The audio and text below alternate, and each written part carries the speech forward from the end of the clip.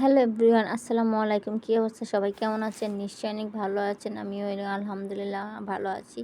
আজকে আপনাদেরকে খুব সহজে হাতে মাখা চাপিলা মাছের তরকারি রান্না করে দেখাবো। এখানে আমি আমি কতগুলো চাপিলা মাছকে সুন্দর করে কেটে ধুয়ে পরিষ্কার করে নিয়েছি। তারপর এখানে আমি সিমগুলোকে মাছের সাইজ অনুযায়ী বড় বড় করে কেটে দিয়েছি। তারপর এখানে আদা, রসুন, পেঁয়াজ বাটা, আবার পেঁয়াজ কুচি, হলুদ, মরিচ, লবণ, ধনিয়া, জিরার গুঁড়ো আর তেল দিয়ে এটাকে আমি একটু আলতো আলতোভাবে মাখাবো।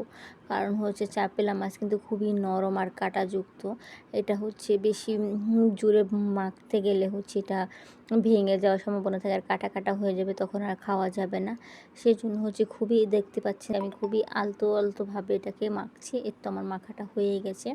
এটাকে আমি চুলার মধ্যে বসিয়ে দিয়েছি।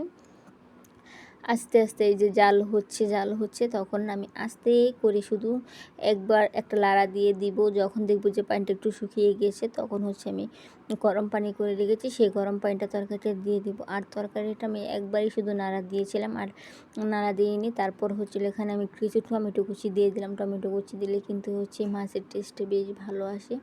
তারপর শুধু পাতিলের সাইড দিয়ে আপনি শুধু 2 হাতে ধরে লাড়াচাড়া করতে হবে। আর এটা চামচ দিয়ে কোনো লাড়াচাড়া করা যাবে না। চামচ দিয়ে লাড়া করতে গেলে মহা বিপদে পড়তে হবে। মাছগুলো ভেঙে যাবে আর মাছগুলোকে কোনোভাবে ভাঙতে দেওয়া যাবে না। সেই জন্যই এই পলিসি অ্যাপ্লাই করা। আর তারপরে এই যে দেখুন আমার সিমগুলো সিদ্ধ হয়ে গিয়েছে। আমি একটু জালটা কমিয়ে ঢাকনা দিয়ে এটাকে সিদ্ধ করে নিয়েছি অফ ক্যামেরায়। এখন এটা কিন্তু প্রায় হয়ে গেছে। এখন শুধু এখানে উপর দিয়ে একটু ধনিয়া পাতা দিয়ে দিলেই তোমার তরকারিটা কমপ্লিট।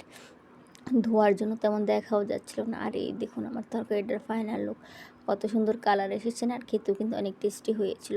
আপনারা বানিয়ে খেতে পারেন। ধন্যবাদ, আল্লাহ হাফেজ।